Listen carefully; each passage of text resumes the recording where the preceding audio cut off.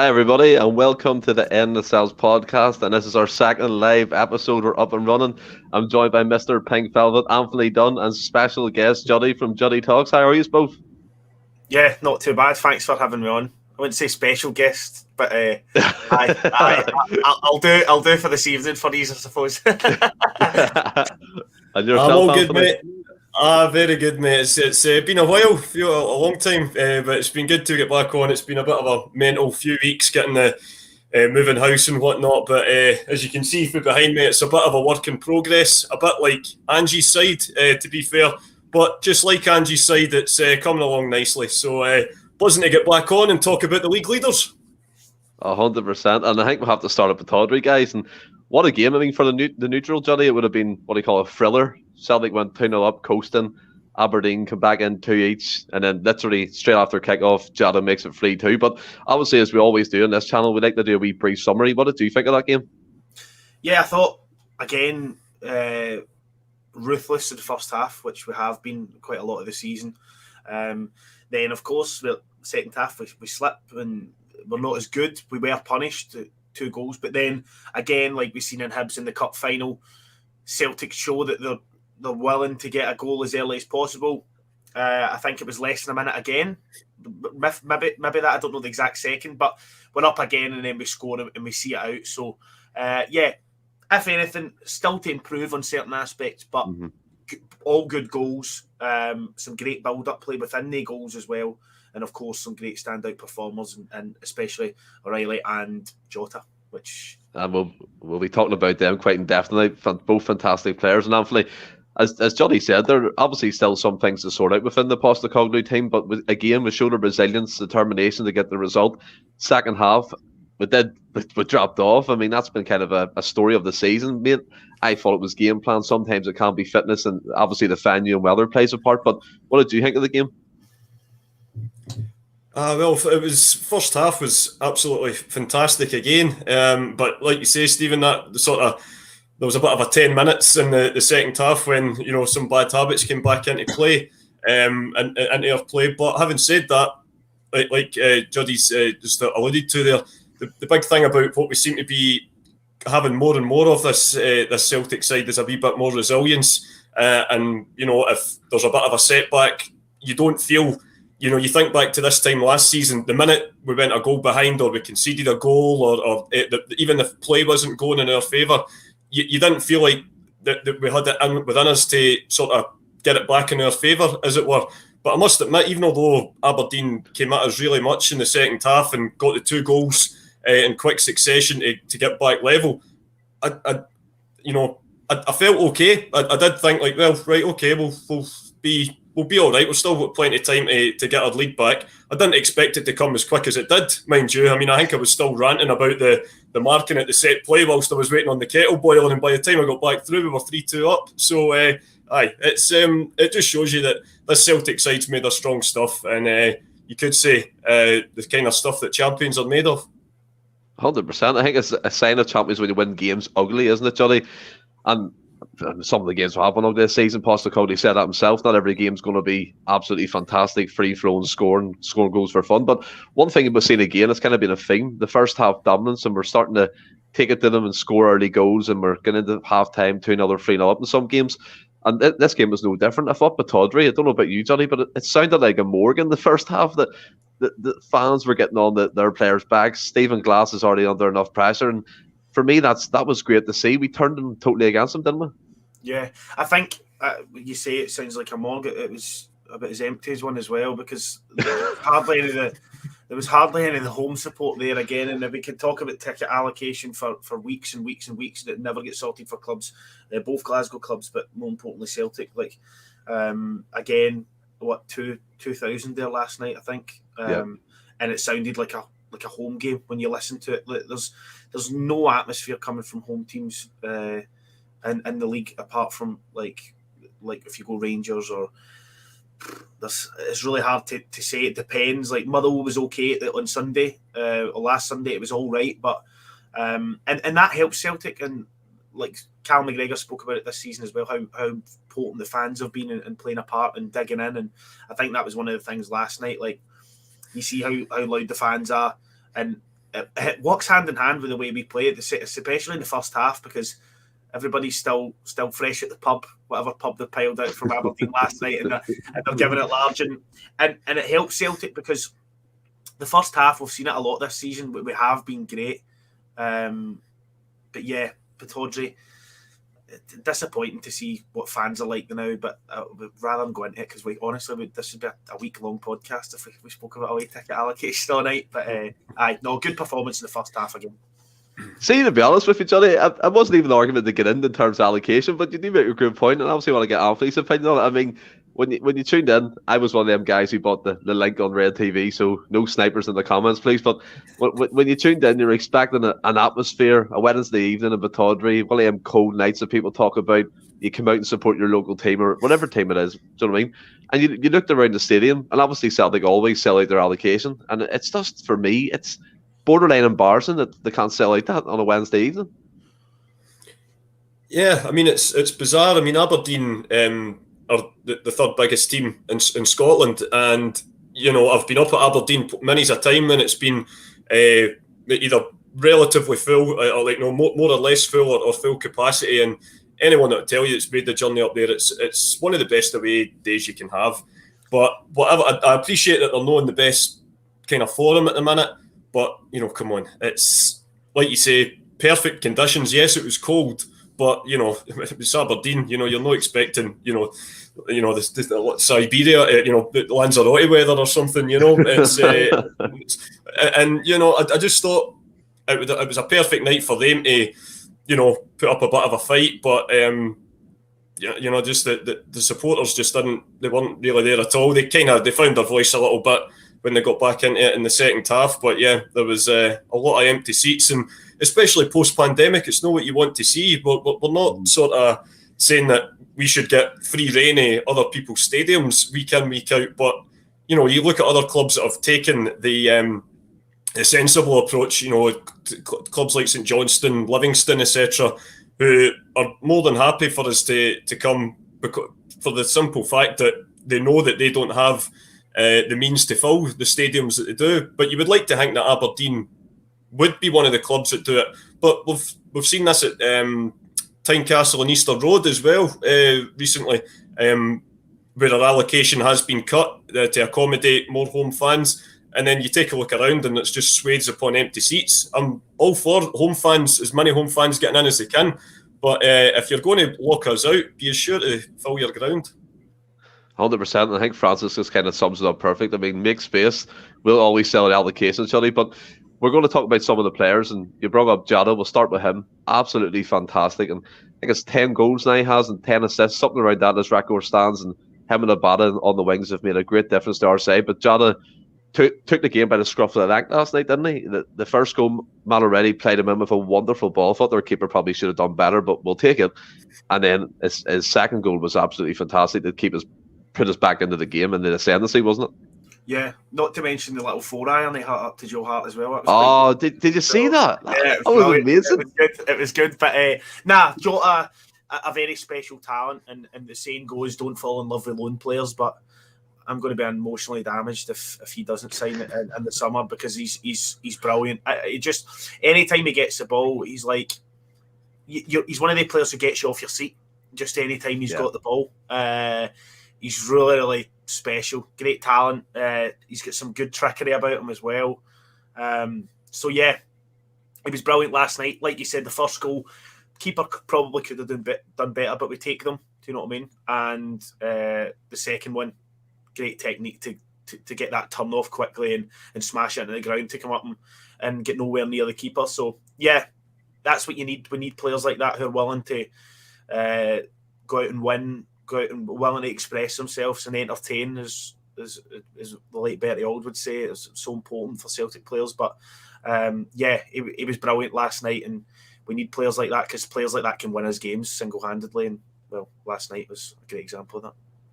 100%. I think Ian McIntosh makes a great point, Anthony, that Jota, if you do types, doesn't seem to type the fancy of freezing night at Pittodrie, but by God he did. And as Juddy said there, he's just electric. His pace, his trickery, and his finishing.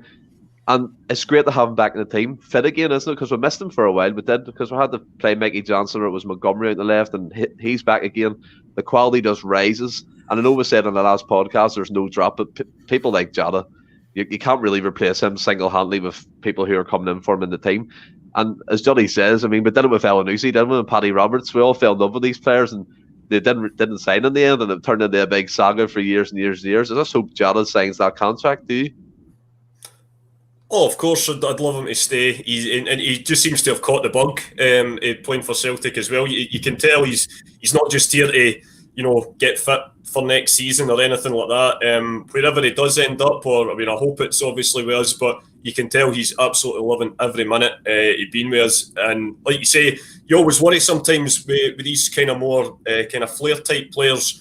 When they come to us, they sometimes have a great start, and then they pick up a few niggles, and then we never quite see them reaching those early season levels again. I think particularly maybe Elyounoussi being the perfect example. He was absolutely flying that season under Neil, and then he got the injury sort of early December.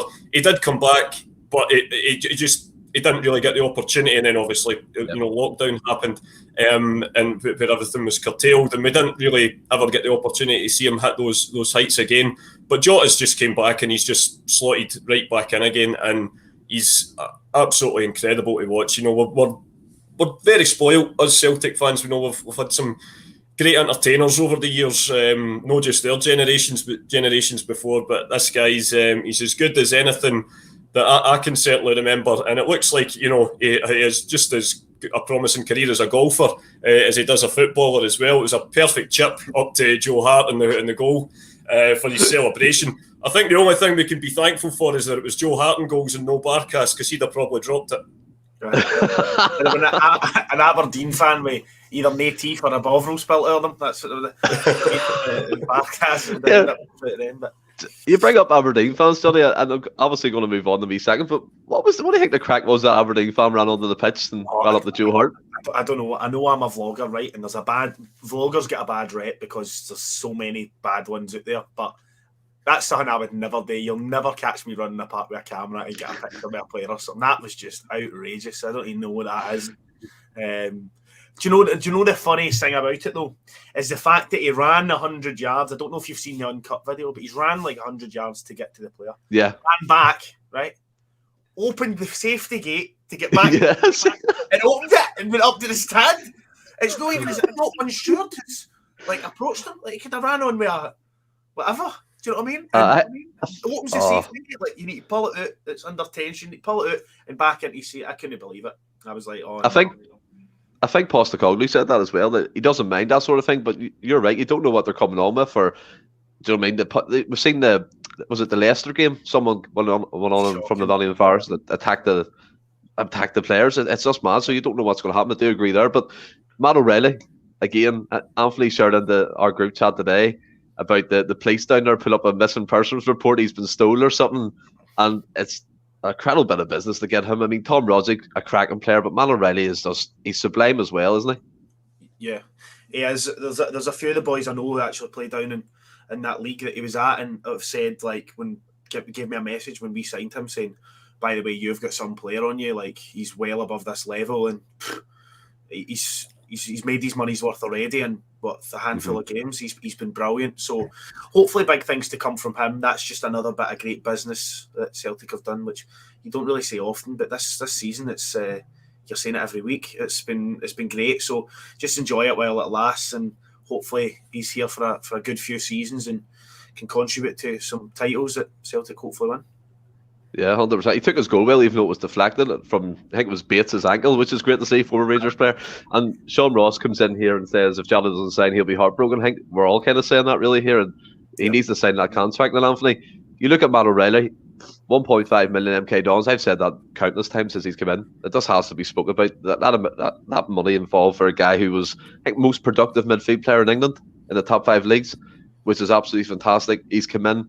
He's took his goal well. He's had already like 3 or 4 assists in the team. The most passes forwards in the last couple of games. Rodzik, O'Reilly, what are you thinking? Unbelievable players, aren't they? Yeah, we're just spoiled that we've got both, and we can, decide which one we want to have on the park, or there might be the instance where we have them both on. It's a bit like back in the day when we used to be able to have a sort of debate, who's our best £6 million striker to play upside along with Henrik, Sutton or Hartson.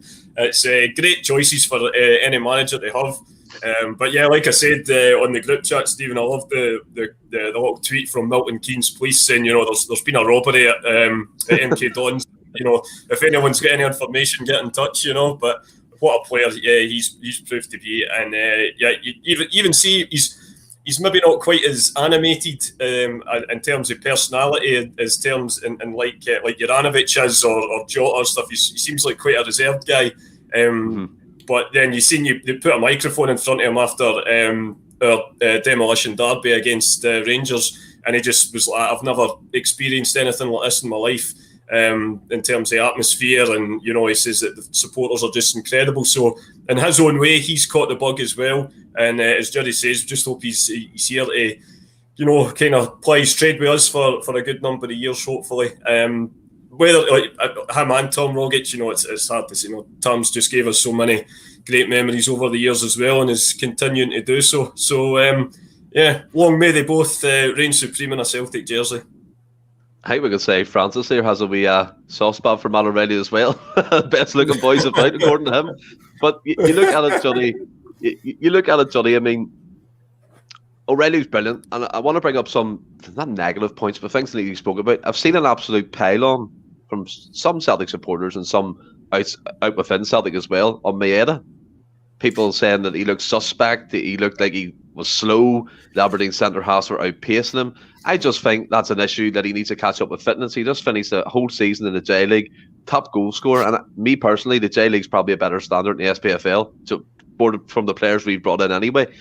And we're too quick sometimes to judge players. We've done it with Giakoumakis. Me personally, I did as well. I kind of criticised him, especially after that Livingston game. But Giakoumakis personally, he's come back and proved us all wrong. What do you think about this Maeda pylon that's been kind of circling on social media? I really don't agree with it. I think what we've been is very lucky in a sense that we've had a player like Kyogo come in who hit the ground running after half a season in the J-League. Hatate, who of course had a wee bit of a kind of a break, and with the winter break being brought forward. What people need to remember as well is if us three went on holiday to Japan next week and came back, you're jet lagged for about 3-4 days. Let's not kid ourselves on here. Do you know what I mean? So the guys came back, went and played a few minutes, or 20-30 minutes in the derby, and then played at Motherwell, and then up to Aberdeen away. For anybody, that's quite a lot. So the guy's rapid. He's decent. I like him. I mean, I just think I rate him so highly because although Edouard was such a great player, what we've missed is a striker who's willing to work. Edouard was a lazy striker, but on the ball, magnificent. He was. But Kyogo, Maeda, always on the shoulder, like always on the verge of being offside, always looking for the ball. The work they're doing off the ball as well is great. Do you know what I mean? So, I don't agree with it, but that's why we do these podcasts and football. It's about a game of opinions in it, but it's not my opinion. I just think that we're picking out negatives because there's nothing else to pick out. You know? It's like it's that old saying, is it too good to be true? So you're trying to find something that looks a bit iffy, and I think Juddy, he's bang on, as Francis said there in the comments, that people are quick to judge. We talk about it in this podcast all the time, that people are quick to judge Celtic players if they have a bad game. I've seen Hatate getting some negative comments last night as well for his performance, but he's been an absolute... Go ahead. What I said about Hatate last night was Hatate had his first average performance in a Celtic shirt. Every other one's been absolutely phenomenal. Like we're calling him the best midfielder in the league. Fans have been singing praises. Like I'm sure there's a chant getting made about him now because we're like Eminem bringing out a new album every week now. We're brilliant with the songs, but he genuinely had his first average performance, and I don't think he was bad. I think he was average. He looked leggy, along with O'Reilly, who I thought looked quite leggy as well, come the 60th minute. So, we need to give players time. Like if you told me last season that with this season we would be arguing about players or are they maybe not there when we're winning games every week, I'd have said, aye, right, no worries. Do you know what I mean? Like I would have been rubbish. So, but That wasn't me calling your tweet out, by the way. It was just no, me. No, I didn't think you were. No, it was just merely what I seen on Twitter after the game. Obviously, you see the home Maeda pile on and people commenting underneath it, Anthony, that Tate wasn't great, but he's been an absolute sensation. And I think Juddy, again, like when you speak about Maeda, he came back from Japan, literally on a whatever it is, 24-hour flight, I don't know. Then he's on the bench in the derby, comes on, plays at Motherwell, and then plays up with Pataudry. It's a big shift, especially when you're coming literally from the other side of the continent. And you can see his pace, you can see his determination, him closing down. And maybe it hasn't quite clicked yet in the final third, but he's still got 2 goals in 5 games, which is a decent return. Yep. Yeah, absolutely. He's got, he's, I would argue, to an extent, set the tone for this, post-winter break, juggernaut that we've been. I was there that night, first game back against Hibs, and obviously we were getting introduced to these new signings, and we were, a bit, how are these guys going to settle in? Are we going to have another, Kyogo type player, or are they going to take a while to settle in? Within 5 minutes, the guy had scored in his debut, and as Juddy alluded to there, Hatate showed a lot of glimpses of what he was capable of that night, and he got man of the match. Maeda maybe missed a couple of chances at Alloa, but it's all about results in the cup, and we went through it. He then went off on international duty, came back and more than contributed the night that we beat Rangers. And then I thought he had a brilliant game against Motherwell, coming on off the left, and then when he got played through the middle, it's the last thing you'd want to see if you're a Motherwell centre half, and he got his customary goal. I think, like you say, he huffed and puffed a bit last night, but that's probably jet lag and fatigue catching up with him a little bit, but he still contributed. There is a few, I can understand a few of the boys saying his first touch wasn't great last night. It did get away from him a few times. But listen, if the striker is going to, misplace, I have a few bad first touches, but we still come away for Pataudry with 3 points, then I'm not going to be pushing any panic buttons just yet. But he'll have a big part to play as the season goes on, I'm sure. I think Ian sums it up as well, doesn't it? Scottish football, it's frantic, Juddy. And you have to talk about this second half. It was a scare, let's be honest. And Aberdeen came out the traps flying. Suddenly their support found a minimal voice with all the support they had in the stadium. But they come out of the traps. They got their goal from Ramirez. We'll talk about that one first. And I've seen a lot of people saying that's like the defensive frailties creeping back in. And I tend to agree. Sometimes we fall into old habits again. Set pieces seem to always be a killer for Celtic. Yeah. Same old story. I'm sure I think this is what, your 94th or 93rd episode? 93rd, yeah. 93rd. To probably rewind how many times you've talked about set piece defending, it would maybe be 50% or more, guys. So one of the things, I think every team has a weakness. I think it's something that Ange, though, I'm confident in, will look at. There'll be a lot more kind of organisation in there.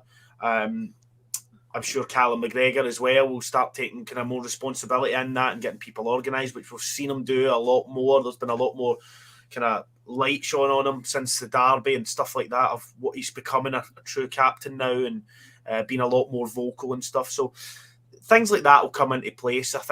I don't think we will lose the league. If we have to lose the league due to set pieces, I don't think it's a major issue, but of course it's still disappointing. We want a clean sheet every week, but the first one was a little bit difficult. It just happened so quick. It was a great set piece, so it was. Yeah, Ramirez is like a sharpshooter, isn't he? He's a good striker. I think he has 13 or 14 goals in the league, Anthony. But you see them training ground set pieces, and Celtic have done a few of them themselves this season, and it's just not nice to concede. As Juddy rightly alluded to the fact there that if we went back into podcast, literally about 50% of it would be about set pieces, and it just comes back to haunt us time and time again, doesn't it? It does, yeah. I mean, I remember my first podcast, my appearance on this show was the night that after we lost to Ross County, which proved to be Neil Lennon's last game. And that was, apart from introducing myself, that was the first thing we spoke about. Horrific defending from a set play. And yeah, like you guys say, I mean, you can have all the defensive setup in the world, but sometimes a well-worked set piece is a well-worked set piece, and you just got to take your hat off to it. So I would for the first one. I think the first one is just one of those ones. It was well-worked. something similar against Motherwell back in December when Tom Rogic put it in the roof of the net. It was well worked, and doesn't matter who you have defending, sometimes they just come off. The second one, however, is far more basic errors. It's just not, I was about to say they're mark your man properly or pick your man up, but I know we are, disciples for this zonal system. I'm not a fan of it. I've never been convinced by it. But it's one of those things. When we were talking earlier about, the Twitter pile-on sort of thing, I actually haven't seen much of the Maeda stuff, I must admit, but I did notice that as per Carl Starfelt seemed to come in for a lot of criticism again last night, and you can maybe point to him for the second goal, but I do think I'm going to stick up for him a bit as well, because he had a sticky start to his career, but he's been an absolute revelation sort of from December onwards, and especially in the games at Tynecastle, Rangers. He was absolutely magnificent against Rangers. It was one of my man of the matches that night, and as I say, maybe didn't have his best game last night, but there was also periods in the play where he was fearless. So yeah, I think it's just one of those things. Doesn't matter how good things are at Celtic, sometimes there'll always be a little bit of moaning about something. So, but yeah, and it probably would have been louder had we dropped points last night. But for the time being, we're picking up results and grinding out results, coinciding with getting big wins as well. So it's all about results at this time of the season, and putting those points on the board, because if we keep doing that, then whatever anyone else does is irrelevant. 100%. I think Jed Thomas, welcome again, mate. He kind of sums it up as well, Juddy. If you're going to get 3 points in a venue like that, you'll take it, no matter if it's a tight game or not. But I seen that as well, Juddy. I don't know if you've seen it. The footage going around of the fans across the city celebrating, saying we will not be moved. And then next minute they're like, "Oh, it was fun that last." It was nice to see them get half the chorus in and then cut off. But it's like the banter years are back. Do you know what I mean? And without getting ahead of ourselves, we've not won a treble yet. We've not won the league yet. We've still. Oh no. But it was brilliant. I think it was genuinely half a chorus. It was a half. It was the we shall not be moo sit down. It was the comment behind him going, it was fun while it lasted. That made me laugh. It really did. It was funny, and then obviously as well, I want to speak to you about people are talking about the second half tail off, and I thought personally in the Derby game, Juddy, it was more of a game plan, and it was executed very well. We soaked up pressure and we allowed them to dominate possession, kind of toyed with them a bit, which was fantastic to see. Motherwell, the kind of same trend, and then Aberdeen, they came out flying. It seemed like we couldn't really cope with the first 25 minutes of their pressure, and it seemed it was everlasting. I know we got the goal in between that, but do you think maybe if you're looking for something to pick at, that could be a bit of a concern? A concern, maybe, but the way I look at it, and people might agree, people might disagree, is we come out like a greyhound out the traps in the first half. We're so intense. Like, you can remember that was vital. Remember, especially in Europe years ago, like when we were coming out in Europe against these big teams, we made it difficult for them when we played Man U, Milan's, all stuff like that. When we came out so intense in the first half, and Ange's got that style going where it's work, try and get that early goal. Of course, you're going to be a little bit leggy in the second half, but what we need to remember now is we've got 5 subs as well, so things can change quite easily, and we've got the quality that can come off the bench, which is great, and it suits us. To be a concern, yes, in Europe, things like that can be a concern, but then if we start winning the league, then we start bringing in players of the same quality for a bigger depth in the squad. I just think what the most important thing is getting a couple of goals up in the first half, especially, and maybe things like we aren't, like Starfelt can be a bit shaky at times, but like Anthony said, I kind of stick up for him as well. I think Starfelt has been good in points this season. I think a lot of people who maybe go to the games will understand that as well, in the sense that you see what he does off the ball. I think his positioning for a centre half is great. I mean, you look at players like Harry Maguire at Manchester United just now, constantly chasing his tail. His positional awareness is terrible. I think Carl Starfelt's positioning is quite good for a centre half. So things like that we can work on, but if we've got a relentless attacking force and midfield who are willing to press, win the ball high up the park and score goals in the first half, for me that can only mean goals and good things if we tidy up the defence in other parts. Well, effectively, I mean, we are killing off teams, so to speak, in the first half, Juddy. I do agree, but Anthony, the way you have to look at it as well, and Juddy alluded to in European football, where Celtic want to be, if this is kind of the trend, I'm not saying it's fitness, I'm not going to go into that whole debate because Ange Postecoglou has made it pretty clear the players never stop. Maybe that's the case, they're still adapted to that style for a full 90 minutes. What's your opinion on the whole tail-off thing? And I think James makes a great point as well, but we'll talk about that in a wee second. But in terms of the second half, where do you stand? Yeah, I think it's sort of two different sort of elements. I agree with Stephen that the Rangers game was more of a let's just, game's won, just see it out, good game management, and we were sort of that we did that very well last week. This week, I think it was a bit more of Aberdeen came back into the game and they really tried to make a game of it. They just threw everything at us, and for that 10-minute spell, we were on the ropes. So you do have to give them credit for that as well. But I do agree, and Andrew's even alluded to it as well, with players like Hatate and whatnot, that even though they're, like you say, as Juddy says, they're coming out the traps and it's 100 miles an hour, these guys are still getting up to fitness. And even the boys that have been there since the summer, although we're sort of riding the crest of this wave of momentum at the moment, the way that Ange demands, or the demands he puts on these players, it must be a lot to try and constantly keep up with. So I suppose it's only natural that perhaps that there is a tailing off at the moment. All going well, I don't think you'll see that this time next season, because they'll have had another calendar year of working with them and getting used to just the intensity of the way he plays. I mean, I think Ralph Rangnick described it as kind of heavy metal football. It's just constant press, and do not give the opposition a moment of peace. And like you say, it can be quite difficult to come up to that straight away. But I'm hopeful that we do get there eventually. And but it was great to see that even when we are tailing off, for the time being anyway, we're not getting punished for it. And just to round off as well about the YouTube video, it was absolutely brilliant, wasn't it? I mean, there they were giving it big licks, absolutely insistent that they would not be moved, and 10 seconds later they were. Oh, definitely. And I think as well, I mean, thanks to everyone getting involved in the comments in our live section. We're averaging 37 to 40 viewers, which is great for us. Juddy's, that's wee small numbers to you, big man, but sure. No, listen, mate, we all start. 100%. But James made a great point, and I think Sean follows this up pretty well as well. He said, do you think sometimes Starfelt tries too hard, Juddy?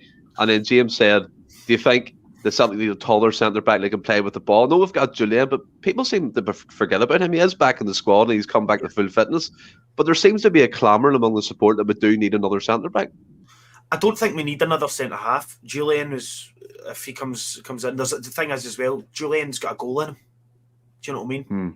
Julian's got a goal in him for set pieces. What I do like about Carter Vickers, though, who for me, when I used to play years ago, he was a defender, so I like to look at for me, he's been one of Celtic's best, but he's in the top three. Of course, you look at attackers and say, oh, they score goals and they're entertaining, but for me, Vickers has been solid.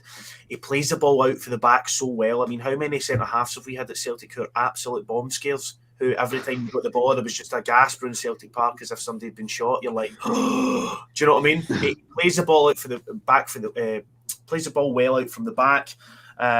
Scales as well can play in that role at centre-half.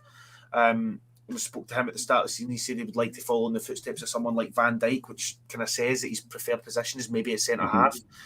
So you've got players like that. I think Starfelt, again, it's one of the things fans are picking out wee bits and bobs that we're just trying to pick out. I mean, we've got 21 points out of 21. No, fantastic, isn't it? It's one of the things. I thought Starfelt as well, when he caught up that injury, I thought he was the best player in the park against St Johnstone, the 2-0 game. I thought he was the best player in the park that day. And I think that was the day he got injured, actually. I think he came off for about 10 minutes to go. But he's been good. Taller centre-halves, not too sure. I think Andrew's style, especially with Joe Hart, you've no other style apart from playing it out for the back, because you know how quick he wants to get the ball down and played out. But for me, I think the centre-halves are doing a great job, and it's healthy if Julian comes back soon, because then you might see an extra kick from Carroll Starfelt or Vickers to try and keep their space. Exactly. Julian to come back in, so God knows. Yeah, exactly. I totally agree. I think Julian coming back, and it's much like Forest and Abada, that type of competition, isn't it? You push people on. But Anthony, where do you stand on it before we move on? The centre back kind of thing. Yeah, I can understand the argument. I must admit, if everyone's fit, I would still have Starfelt and Vickers at the moment. I think they've proved to be a very solid partnership. But you know, we've got one trophy in the bag already. We're still fighting on another 3 fronts, so everyone is going to be used at some point. So there will be opportunity, I'm sure, for Julian to go and, you know, show Ange Postecoglou what he can do. As with Welsh as well, I'm sure he'll be, you know, back in and featuring at times as well. I think it was Jed that just put up on the comments here that he thinks that both of the guys are due a rest this weekend. I would imagine at least one of them would sit out for the cup game. But yeah, I'm sure we'll get to line up predictions pretty soon. Yeah, 100%. I hope Ian McIntosh isn't referring to us as divas. I think we are. No, only joking, big man. I think you make a great point. Absolutely not. But Juddy, before we move on, I want to talk about that Celtic top of yours. I said to you off air, the first player pops into my mind that when I see that kit is Stilian Petrov, and then you have the pictures like Baldy flash past. And tell the people how you got that, because I think I know it's probably like a story, but it's class that how cheap it was as well. I don't really wear colours. A lot of people, if you see me at the games, I don't really wear colours. I wear like some sort of green jacket or whatever, and I've just never wore colours going out and about. It was just never done that. And I was looking for some retro shirts to hang up in the studio, and I went on and seen it on eBay, brand new, £7 by now. It had been up for about 3 minutes, so it was just by chance. But no, as a classic, the old Black Magic kit. But I know it's they don't make them like this anymore. That's the thing. They don't. And I'm sure the people who are younger or my age, when they'll be looking back at the green one with the clover on it for this season and saying the same thing. But they just don't make them like this anymore. Even though 100%, the worst tasting beer ever made. But no, felt that kit. I love it. It is a cracker, Anthony. What comes to your mind? You look at that, because all sorts of memories flash through my head. Like, yeah, it's one of my favourite away kits as well. I must admit, it's the original Black Magic. I remember saving up all my summer holiday pocket money to get it for when it came out, and I think we played MK Hungary in the Champions League final qualifier that year to get into the Champions League. It was Henrik's final season, so I always think of Henrik in it purely because it's the last away kit that he ever wore. I suppose he did wear the dark green one on Cup final day that was going to be getting worn the season after, but that was what he wore in his last full season at Celtic. But I totally agree with Juddy as well. You know, I do tend to buy a few of the kits. I mean, my missus treated me to some of the new Adidas gear. I must admit, last season I've not bought any this year's kits, but I do have a few of the retro ones. I'm sporting the 86 Love Street one tonight. The old kits are just, I think they bring out too many now, Stephen. I think, like, perfect example, you know, the Black Magic kit they are done as, you know, when they used to come out, you would either release a new hoops every season, every 2 years, and then with the alternate years you bring out a new away top. So you used to get minimum 2 years. So there was a bit of time would be able to get built up, and you can create memories with these kits. And it's the same when you look at some of the old school kits down south in England as well. Some of the classic, you know, Man United tops and the classic Arsenal tops. You just see them and instantly you can remember, you know, great players, you know, Cantona, Henry, or player like that. But nowadays it's like, you know, they bring 3 kits out a year plus all the training gear, and it's just a case of, like, you know, what season was that again? You know, you forget which one it was. Yeah. You don't get the time to really appreciate them now. I mean, a kit that was costing guys £60 at the start of the season is going to be obsolete in a few months when they bring out the new ones. So, you know, I wish they would get back to just releasing them every other year, but, you know, I know that's an absolute pipe dream. Yeah, that's a crack on top, Jolly. It really is. But back to Celtic again, and Jolly, we're in Scully's Cup action, the 5th round. We're playing Raith Rovers. they've been involved in their own kind of turmoil, but we're not gonna touch that. I think that dealt with it themselves probably pretty badly. But you look at Celtic into this game. I mean, a tough run of fixtures. We've completed it, as you said, 21 points from 21 since the turn of the year, Christmas time, December. What would you do? What would be your approach if you're resting players? Where are you coming from? I think Sunday's a great opportunity for Ange to see some players he's not maybe seen. I'd love to see Scales in at centre half on Sunday. He can play there. He said that he likes to play there. So yeah, I'd love to see Scales in at centre half. That would be great. I know he was there for bits of Betis at home, but I'd like to see Scales in there. I'd maybe like to see Giakoumakis play again. I think Giakoumakis, if he gets a couple of goals, like, he's just going to kick on. I know he never really scored or whatever the other two games, but what he has is great work off the ball. He created a lot of space. Certainly in the last few games for guys like Jota, Maeda to get in behind, and that's great. And yeah, maybe a little Ben Doak in again. Maybe another player for the team coming up. Maybe refeature Moffat again. Not too sure. But it would be great to see some more players come in who we maybe don't get to see each week and get to show themselves. Because as much, with all respect to Raith, I think it's a game that no matter what squad we put out, we go out and win comfortably. So. Yeah. Well, it's a game, as you said, like, it's Celtic against Raith in the Scottish Cup. And I know there's banana skins. You don't want to get too ahead of yourself. You rightly said that when we're talking about the league and stuff, it's not over, and we're not here for a treble and stuff like that. That's not all been done. But you look at Raith, Anthony, you think Celtic can go into that game and make changes? I mean, Ange Postecoglou alluded to the fact that he rotation, and now we've got the squad to do it. And I think Juddy makes a great point. Scales coming in would be good to see. Juranovic come back in from his illness. Hope it's not too serious. Hope he features. And then Ben Doak, even Carmelo Dembele, he's back in training. Haven't really seen him on the bench, but it'd be good to get these players involved again, wouldn't it? Yeah, I think he might not ring the changes in terms of, sort of in a wholesale sort of manner, but there definitely will be some guys coming in. It's all about just making sure the quality's still there. Of course, I mean, we're all of a generation that, the name Raith Rovers is spoken in hushed tones when it comes to cups at Celtic. It was the first time I ever cried watching a game of football when the Maestro missed the penalty in the cup final that year. So yeah, we're always wary, making sure that doesn't happen again. But yeah, I mean, I think there will be changes, and you got to go out and treat these games properly. But yeah, certainly at home, I would expect Celtic to have more than enough quality to get through to the last 8. Yeah, 100%. I think I'm not even going to try that name. I'm really not, because I'm bad at names. But he makes a great point in terms of Rocco Vada. I think he's getting great reviews at the minute within the B team setup, and it'll be good to see him be involved. I think he started for Ireland today, the under-17s in their game, so he's an up-and-coming player. And Johnny, you look at it. We always do lineup, so we'll start with lineup prediction. What are you going for? Bain and goals. I know, but it's Raith Rovers, and he's not going to play. He's not going to not. I don't think you would see me do that. I know, honestly. I don't. Well, strongest 11 or what I think will happen. I think he's going. What you think? I think he's going to play Bain. I hope to see Juranovic back in. If not, Ralston. Depends on the two. At the back, I would love to see Julian in, but he wasn't even on the bench the other night, so I'm not too sure. Or whether that could be, listen, we're not wanting to travel you up to sit in the cold at Pittodrie, sit in the warmth of your house, we want you ready for Sunday. So, but you know what? I'm going to bank on it. I'm going to go Julian, and I'd love to say Scales at centre back. I'd love to say that. So, do you know what? I'm just going to say Julian, Scales, Taylor, midfield. McGregor plays every week for me. He's the first man to team sheet. McGregor.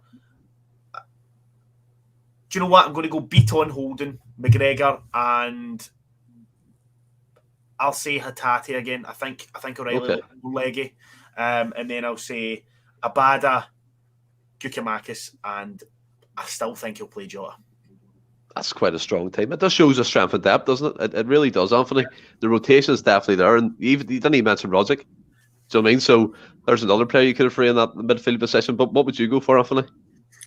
So I reckon there'll probably maybe be a few more changes, but I would certainly not be against that team starting. like you say, I don't think Julian will start, but I normally would have picked Bain to go in goals, but just with the fact that he picked Joe Hart to play against Alloa, although it was away from home, I take that, but I think he will stick with Hart in goals. I think he'll start with Ralston and bring Juranovic on later if possible.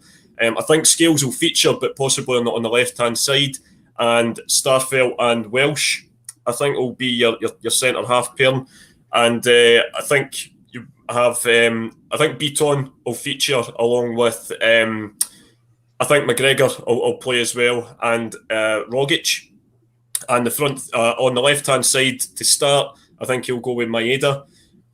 Up front, Yakimakis, and on the right, James Forrest. But all the big guns, I think, will be on the bench. You know, just in case they're needed. You know, your Jotas and your Abadas and whatnot. But for the start, I think that's more than enough at home to beat Raith Rovers. Aye, my team was rubbish. I'm just going to go with yours now as well. Forgot about Welsh. Forgot about Robbie. Forgot about Ford. Honestly. Aye, but no. Either or, do you know what I mean? That's the thing. There's so much quality and depth. I mean, you looked at Betis at home.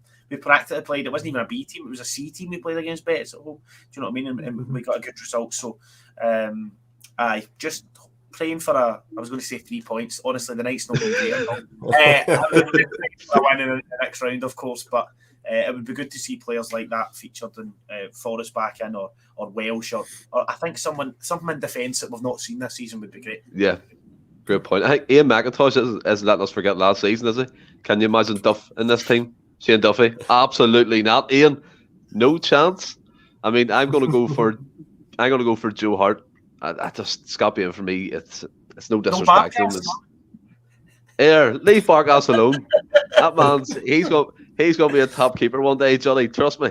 And then I'll go Juranovic. I'll go Julian and Starfelt with Scales at left back. I'll go McGregor in the middle because I think you're right. He has to play. He's been sensational. Even that mask on, he's an absolute baller. I'll go Tom Rogic. I think he might put a wild card in midfield. I think like Sorrow or something. I think he's going to do something like that. I don't know, but I'll put Sorrow in. The comments are going to go mad here, but I'll just put Sorrow in for a laugh. I'll go Abada on the right, Yakimakis through the middle, and Maeda on the left. Give Jota a wee break again. Dip him in and out. I think the rotation's there to do it, isn't it? And score predictions, Juddy? 6. Anthony? I love this man's optimism. I'll go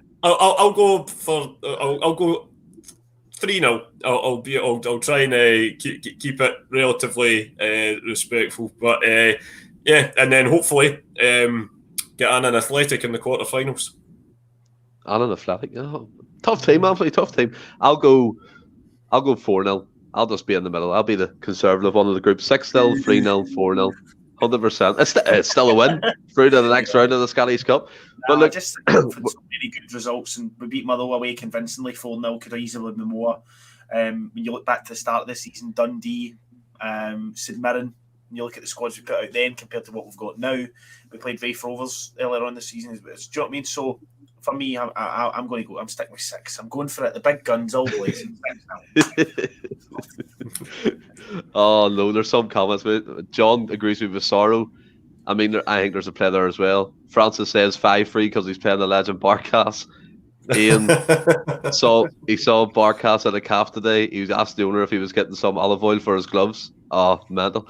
But look, Johnny, I want to come to yourself obviously before we round up the show. And literally, man, you're making waves in the footballing world, whether it be Celtic, you're vlogging, you're journalism, you're doing everything. You were in Milan recently. Your videos are getting over 100,000 views, and it's absolutely fantastic. Just let us know all about it. First of all, I really appreciate that. It's nice to get a wee bit of praise. No, 100%, man. It's great. It kind of started as like I said, I kind of came from a gaming scene, playing a lot of kind of Call of Duty and FIFA, and I had some good connections down in England within football. And they decided to kind of get into the podcast and stuff like yourselves do. It was more, I had a player on for an hour and chatted with them, and it kind of started from that. And then during the Euros, I was supposed to have one of the England players on, but then England went so far, so I had no content to do, no content plan. It would be quite a big episode to kickstart the YouTube off again, and that never happened. So somebody said, why don't you just do a vlog of the Scotland games? So I had my kilt on and went to Stirling with my mate in the pub watching this tiny game. Just a bit of a laugh, put it on YouTube, got a great response from it. So then I was like, right, let me contact some other clubs, so like Stenhouse Muir, Motherwell, stuff like that. They let me do a wee bit of filming. I was like, this is great.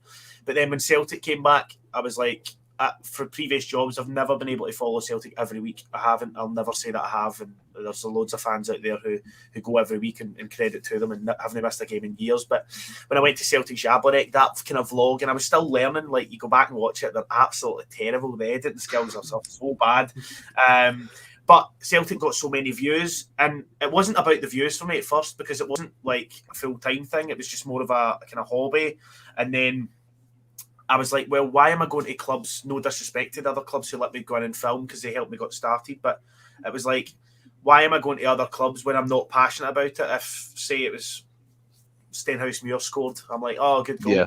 Celtic score, I'm elated. I'm jumping through the roof, because that's the team I support. It's a team I was brought up to support. So, and then it went from there. And then next thing you know, we've got with Inter Milan, like we said, asked me to go over and do some stuff, and hopefully doing some stuff with a league which we've signed a few players from. I can't say who it is, but hopefully doing a wee bits and bobs there, which is great, because the one thing that I've really took from my content, even though we get loads of views and I'm the lucky one who's behind the camera making the stuff and getting all the nice words, is like, there's so many Celtic fans from Ireland, from Japan, from Australia, who, I mean, I had this guy from Canada message me, which I won't say his name, but he messaged me and he said that he had to move out to Canada to look after his mum or whatever, who wasn't quite well. And what the vlogs bring him is like the experience of him being back at the stadium, and he misses it so much, and he's been out there for like 15 years now. He's just not come back, and that's one thing he missed about it. So things like that is really, really good, and especially like buying general sale. I'm still on the waiting list for a few years, or 2.5 years now, but refuse to take one in the upper tier. I'm not doing it. I just can't. I'm on it. My eyesight's terrible. So when you buy general sale every week, you realise how much it actually costs to support Celtic, and if you're and that's not Celtic's fault. It's just football in general. So for me to give that kind of fan experience of sitting in the seat after the game to a family of, say, 4. Like, I've got parents message me saying, listen, the kids love it. Like, they're sitting in their Celtic jammies in front of the telly with the vlogs and stuff like that. That's what makes it for me. It's like, I really, really do enjoy it. So, obviously, a lot of vloggers get a lot of stick because it's all about them and stuff. For me, it's just really about sharing my passion of Celtic. So, no, but I've really been enjoying it, and it's great because I get to meet guys like yourself and come on podcasts and chat. And but if you told me I had a career on camera a few years ago, I would never have believed you. I don't think my mom would have believed you either. You know what I mean? But I know it's going well, and for only been doing it since the start of this season properly at Celtic, it's been great. I've had some great opportunities thanks to like Celts Are Here and stuff. I've got to interview, meet Ange, Kyogo, McGregor. It's been brilliant, and I'm just taking it in my stride and count myself very lucky to be in the position I'm in. Yeah, man. I mean, it comes across in your vlogs, and it's all kind of family orientated. You're spreading the love of Celtic Football Club, and I can imagine kids in their Celtic pajamas shouting and cheering when you're on the screen. It's unbelievable, man. I think one of your most popular was the Derby game, wasn't it? It just literally skyrocketed. Yeah. I think it hit 100,000 in a day or two. Things like that are great, because obviously now this is my full-time job. I quit my job with no money, practically bankrupt, to follow Celtic, because I knew there was something there, and and I know how expensive it is, and it's not. I'm not telling people not to go and watch Celtic, like I'm not, but we're sold out every week anyway. So what I'm doing is I'm just giving fans that little thing. We get kids on, like I said. It's really, really good to have the family orientated stuff is great, because that's what Celtic's about. I could go to the pub before the games and get absolutely bluttered and vlogs steaming, but what do you gain from that? It's like we get kids on who now come up and ask to be on the show, and we ask them who their favourite player is and stuff like that's great, because it's like them being in the telly. YouTube is the new TV as such. So it's been brilliant, and like there's loads of nice stuff we've been able to do, like stuff I don't put on Twitter. Like families message saying it's just too expensive to go to the games, and I've bought them a few tickets to go to the games and go. But it's not for me to put that out and say we've done this, we've done that. That's just for people who have watched the stuff. The money that I've earned, I've always gave a wee bit back, and we're getting people along to the games, which is great. So just honestly really enjoying it, and it's just brilliant to. I'm very lucky to be a Celtic fan. I was on a podcast a few months ago, Celtic Supporters Podcast, and it's one of the things I'm very, very grateful for in life. I'm very lucky to be a Celtic fan. It sounds cheesy, but when you actually look at other clubs that are out there, and obviously you're born into Celtic, I'm very lucky to be a Celtic fan. It's brilliant. It's great. Yeah. So, I'm loving it, guys. It's been good. It's been good. I think it's unique. I mean, when we all started the podcast, we all come on, and obviously I had the guys on, Anthony, William, Ross, Francis, John. They all introduced themselves and they said what their love was from Celtic and their family brought them up. That's the way we all are. It's all family oriented, and it's great to see what you're doing. I mean, we've got a bit of love here tonight, Anthony, from Australia, which is fantastic to see. So, I mean, we're getting out as well, Anthony, and this was your first appearance on the podcast in about 3 or 4 weeks. Have you enjoyed it? It's been great being back on, mate. As I said at the start of the night, it's just been a bit of a mental few weeks, as you can imagine, with moving house and stuff. But so I've been enjoying watching the action, don't get me wrong. But yeah, it's been great to get back on. It's been great being on with Juddy as well, and telling us all about his experiences and stuff. It's great, and he's absolutely bang on the money with regards to to get the kids being able to watch the action and stuff through the what he is doing, because that's how you attract the next generation of supporters. The way that not just kids, but the way that people in general now are seeking and gaining entertainment. It's totally different to even when we were 17, 18. It's totally changed. Even Sky Sports to a lot of these people will be obsolete nowadays, and it's just everything's a lot more instantaneous. So anything that can sort of spread the good name of Celtic further, it can only be a good thing. So hats off to him for that. And as I say, mate, we've loved having you on this show, and you're more than welcome back anytime. I just get the wee cartoon drawn up, and stick me on the end like the Ashley Cole, just stick a couple of centimetres in.